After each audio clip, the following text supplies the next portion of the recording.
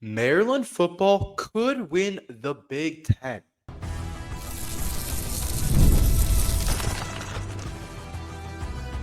You are Locked On Terps, your daily podcast on the Maryland Terps, part of the Locked On Podcast Network. Your team every day.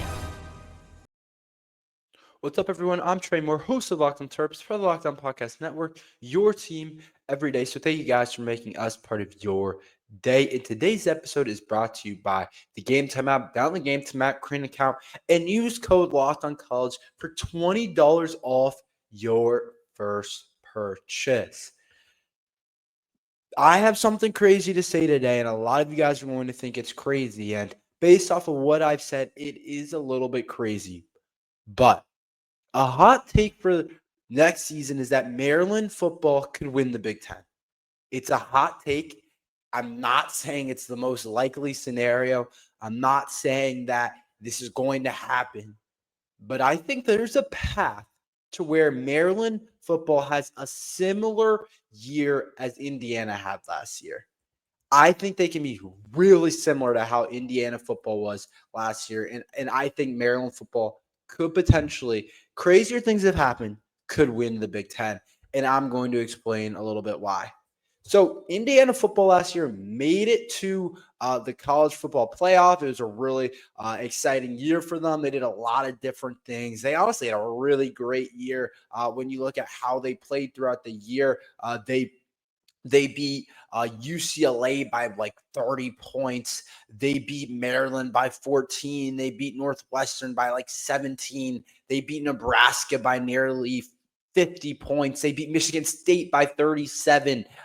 They beat Michigan by 5. They beat Purdue 66-0. When you go back and look at Indiana's wins last year, they were smoking guys. And the only team they lost to was Ohio State, who I think we'll all agree that Ohio State was the best team in the country. And I never thought Indiana was that great. I never thought they were that great. I didn't think they were supremely talented. I didn't think they had anything crazy. I didn't think their coach, I thought they were well coached. I didn't think they had like Nick Saban running the show. And it's like, okay, it kind of makes sense. I thought they were solid in spots. I thought they had some playmakers on the offense side of the ball. I thought their quarterback was solid all year, but I didn't think they were anything crazy. I think that they were a product of having a good schedule. They were a product of playing the right brand of football, not trying to do something too special. But when you look at their scores last year, when you look at their schedule, it makes sense that those guys made the playoff and finished as the 8th best team in the country. But I think it is really interesting. They easily could have won the Big Ten if they would have stayed in that Ohio State game. And if things have went a little bit differently, maybe. I know Oregon went undefeated. They were close to making the Big Ten, winning the Big Ten, making the Big Ten championship, and making the Big Ten regular season. Maybe I should have refined my take and said Maryland's a black horse for the college football playoff. But Maryland football is actually, I think, really, really similar to how last year's Indiana team was. I don't think it's the same. I just think there's some logistics about Indiana's team and some of the things that they did that contribute to me saying Maryland football could do this. So when you look at Maryland football schedule this year, it's almost identical to the Indiana Hoosiers last year. And it's actually kind of crazy. Like, I'm looking through and I'm like, is this the same schedule Indiana played last year? Like, let's go through it right now. And I think that's the biggest reason why Indiana last year made the playoff and ended up almost winning the Big Ten and ended up as the 8th best team in the country, not because of their talent, because of their schedule. And when you look at the Big Ten schedule, Maryland plays like an almost identical one. The first game Indiana played against was UCLA. Maryland has UCLA. The next game that Indiana played last year was against Maryland. So you gotta reverse that and say, okay, Maryland, do we play Indiana this year? We do. And then they play Northwestern, another team that I think is in the Big Ten, not that great. That's not a team that we got on the schedule this year. But then they played Nebraska, another team that I think has high upside this year. We play Nebraska this year. They played Washington. We play Washington at home this year. They got Washington at home. They played Michigan State. We have Michigan State last game of the season. They played Michigan State on the road. Michigan was probably arguably their hardest game besides Ohio State. That was the game that they won by the least amount of points. We have Michigan this year as one of our hardest games. They played Ohio State. We don't play Ohio State, and that's where they got their one loss from. And then they play Purdue as well, and we do not play Purdue. But when you look at the schedule, one would argue that Maryland's schedule is actually easier than Indiana's last year. I thought Indiana's was basically a cakewalk until they got to the phase of their schedule, end of the year, where they had to play Michigan, they had to play Ohio State. I wouldn't say cakewalk, but they avoided a lot of the big dogs. And I think that Maryland is very similar, except we don't even have to get Ohio State. And you still have to put certain things together. You still have to play at a certain level. You still have to have a certain kind of attention to detail, a certain level of leadership. I've said I don't think Maryland football's leadership has been good enough over the last couple of years. I think we'd be better off just electing captains and not doing this kind of weird thing where we have a different captain every single week. But when you look at the schedule, when you look at how they were able to build momentum, how they started off the year with, similar to us, two really easy non-conference games to get the momentum, and then they played UCLA and they were ready to go. Easy non-conference games, just like us. I think our non-conference games are pretty easy. We're not playing anyone crazy. Like even the last couple of years, we would get like Virginia, and you'd be like, "Oh, that's interesting. Oh, that's a team Maryland could lose to," or it's like teams like that. Like that's interesting, but we don't have a team like that this year on schedule. There's no Power 4 team. It's like, oh, like that could be an interesting game. We'll see how Maryland ends up handling that. That was Virginia this year for us. And it was Virginia a couple of years ago as well, but we didn't have a game like that. And my point is, the way Maryland's schedule shaped up, if we clicked the right way, there's a big if, and there's always going to be an if you're saying a statement like this. If Maryland clicks the right way, figures out the quarterback spot, I think that's important. If Malik Washington ends up being a dude and ends up being one of the better freshmen in the country and is the Big Ten freshman of the year, then that's something that we could look at. That's really exciting for Maryland football and something that they definitely could end up being really effective at and allowing them to win a lot of games. Or Justin Martin ends up being a really good player too. That could be something too.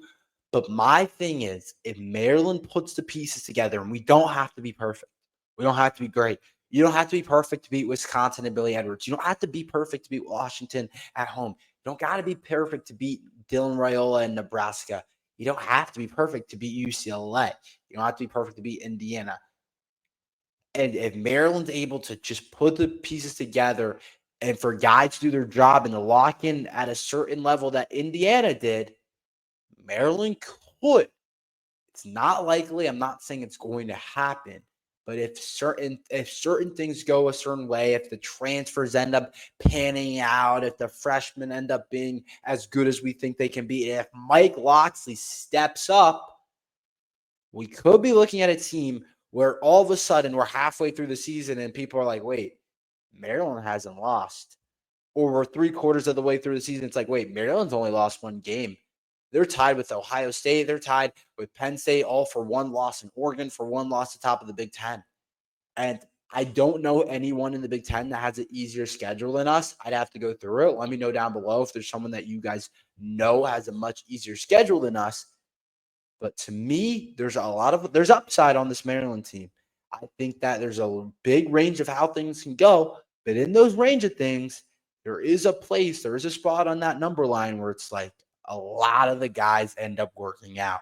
A lot of the guys end up playing at a high level. A lot of the freshmen end up being pretty good.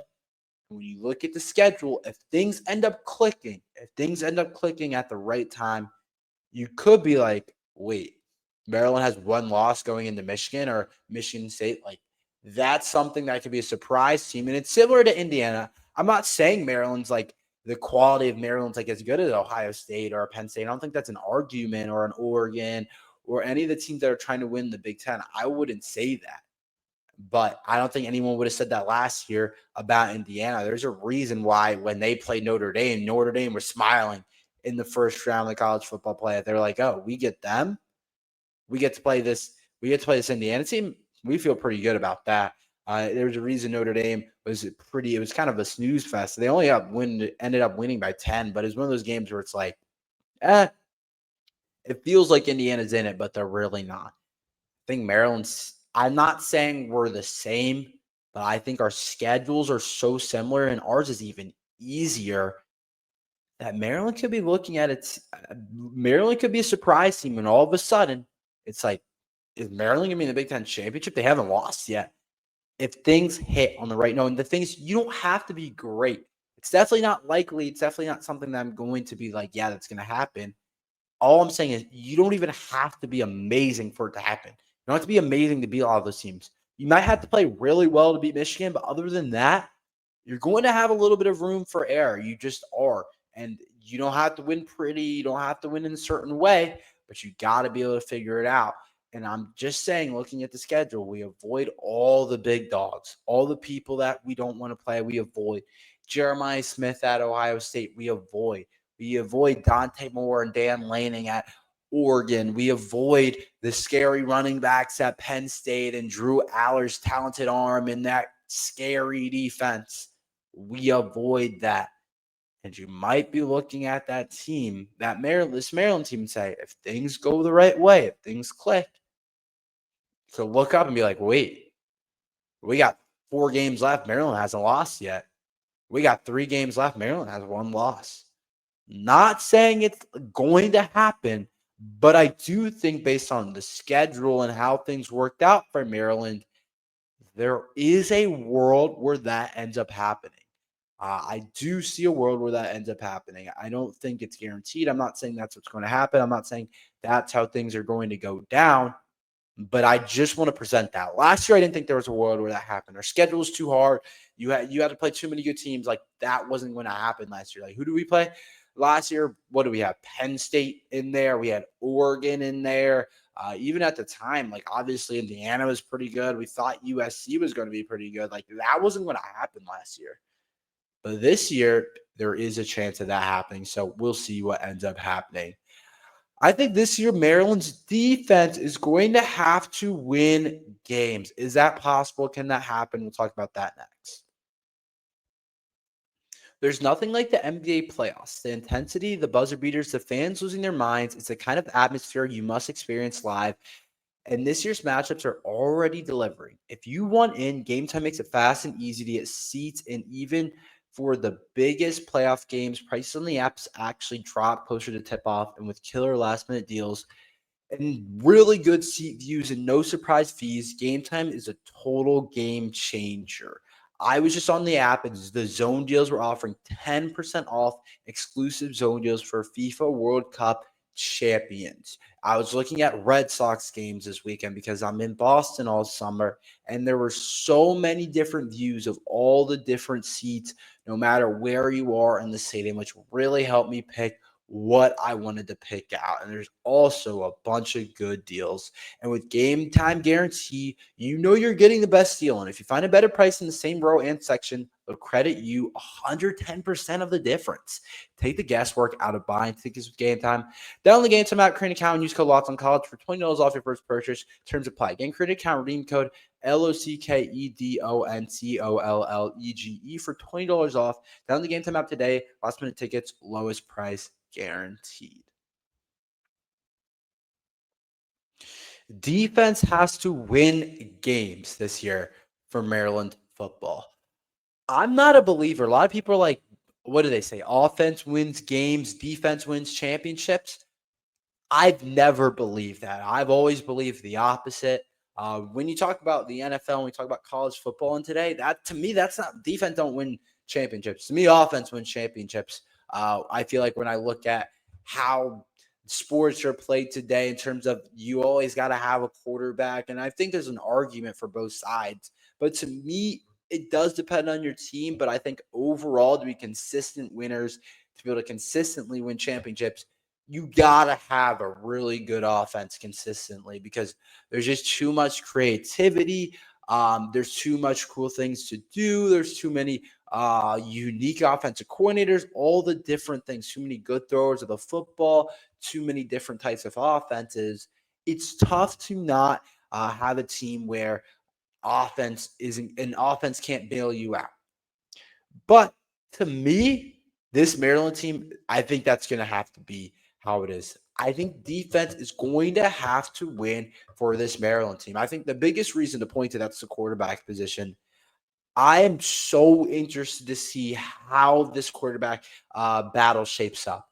Because to me, I think you just go with Malik Washington. He looked better in the spring game. I thought he looked pretty dang good in the spring game.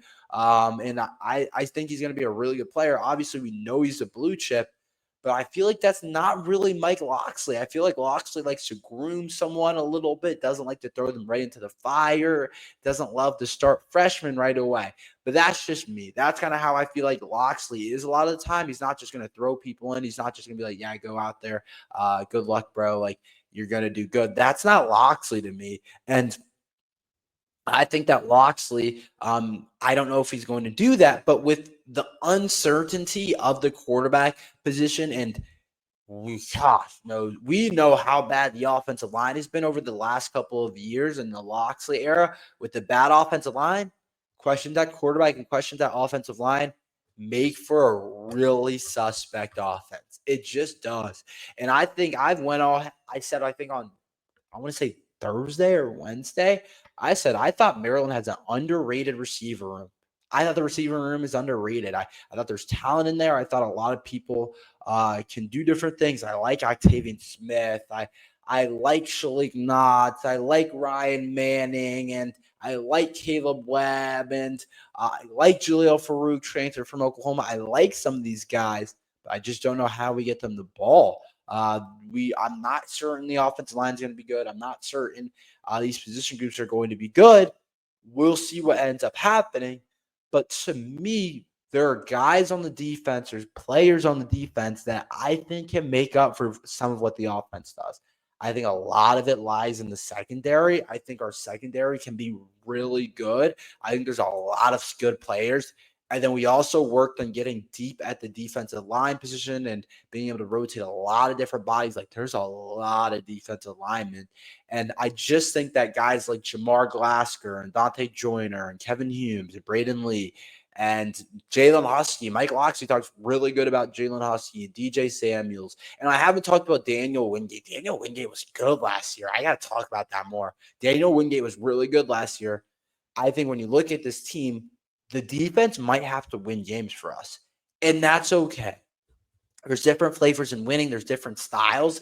I feel like in the Locksley era, it's been about offense. Like, I feel like if you look at our wins over the last couple of years, a lot of them come when we score a lot of points. I just feel like that's just like what it is. And last year, we just couldn't score a lot of points. There was a lot of games where we just couldn't score enough to be able to win some of the games. Like, against Iowa, we only put up 13 points. Against Oregon, we only put up 18. Against Minnesota, we put up 23. Against Rutgers, we put up 17. Like, against Northwestern, we only put up 10. And we wanted to rely on our defense, but we just couldn't because we scored 28 against Indiana, which I don't think is necessarily bad, but they scored 42. And then against Iowa team that's been bad on offense for a while now, they scored 29. We just couldn't rely on it. And when you go back to when we were winning games, we were putting up points. Like 2 years ago, when we had a lot of our core and a lot of guys we liked, 37 points against Rutgers. We were able to stay in the game against Ohio State because we scored 30 points. We beat Indiana 38-33. We beat Michigan State 27-13. We beat SMU 34-27. Where now it's like we haven't had teams that have been able to win like that. And last year we needed our defense to win us games and we couldn't. And so I'm curious, can Michael actually do that? Because I feel like I haven't seen him be able to have a good enough defense. He's a former OC at Alabama. There's a reason it's like more of an offensive attack. But I do think that's something that we want to get better at. I think that that's something we want to clean up. I think that's something that we do want to do better. I just don't know how good we're going to be at. We're going to be at that. So we'll see exactly what happens. Let's talk about Kevin Willard's comment about Maryland basketball. How much are they still true for the program? Should we be worried about Kevin Willard and what he said? We'll talk about that next.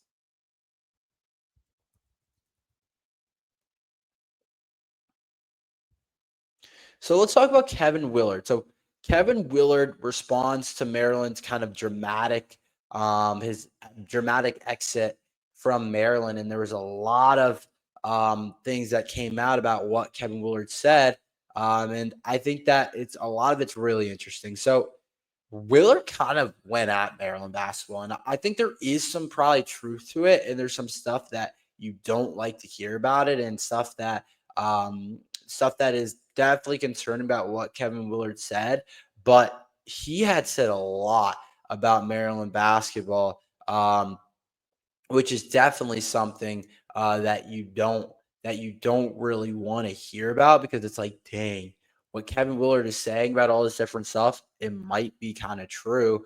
And it's like you kind of like, I don't want to say it makes sense why he left, but it's like stuff starts definitely kind of putting it together. And you're like, that's not great.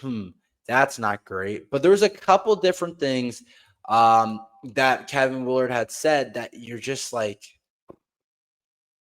how true is that? I don't know exactly. But he said, I know it turned out ugly, but I love the place, is what he said about Maryland basketball. But he unleashed on a post-game rant directed towards the coverage of his position as a sitting Terps coach and the candidate for the Villanova job, as you guys saw. But for Willard, he said it was really weird feeling because there was no thought process of me leaving, Willard said. But when the guy that hired you leaves and now all of a sudden you have no idea who's coming in, and oh, by the way, there's a really great program that wants you, that's when you have to start thinking about things. According to 247 Sports, Willard's Maryland NIL funding and former athletic director Damon Evans' apartment plans to allocate $14 million of its $20.5 million revenue sharing budget on football compared to $4 million for basketball. That's interesting, because one would think that it's not even, because we got to remember, it's interesting numbers because there's 50 guys on the football team that you probably need to pay. Basketball, there's probably like 8 guys you got to pay, another 1 or 2 that you can kind of probably mess around with and not pay a ton. So to me, 20, what was it? 14, overall, they have 20 million to spend, 4 million for basketball and 14 million for football.